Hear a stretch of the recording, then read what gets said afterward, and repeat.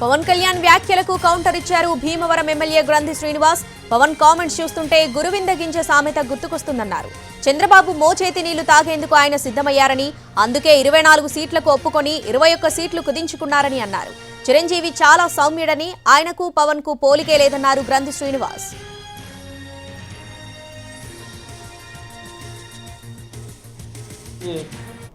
దిగజారిపోయినట్టుగా 24 సీట్లు ఒప్పుకున్న 24 సీట్లలో మళ్ళీ 3 సీట్లు దానం చేసావు. అరే ఓ పార్టీ పెట్టి అదే మీ అన్నగారితో విభేదించి వచ్చానని నిన్న చెప్పిన మాటలు ఒక్కసారి మళ్ళీ గుర్తు చేసుకో. ఒకసారి ఆయన ఏంటి మహానుభావుడు, 18 సీట్లు గెలిచాడు ఆయన. 80 లక్షల ఓట్లు వచ్చినాయి ఆయనకి. 80 లక్షల ఓట్లు వచ్చినాయి ఆయనకి. ఆయనకి నీకు సంబంధం ఏంటి? ఆయన సౌమ్యుడు, వివాదరహితుడు.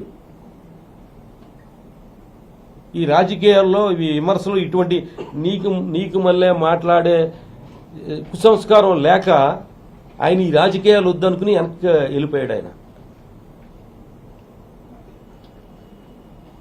అరే నీ అన్నగారు నాగబాబుకు కూడా అన్యాయం చేసావు కదా.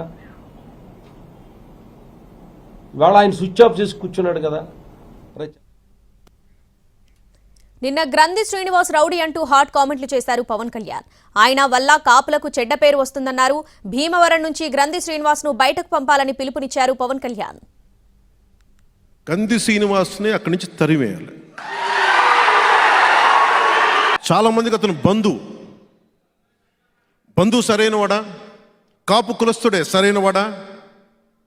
కాపు కులస్తుడే మంచి చేసేవాడా?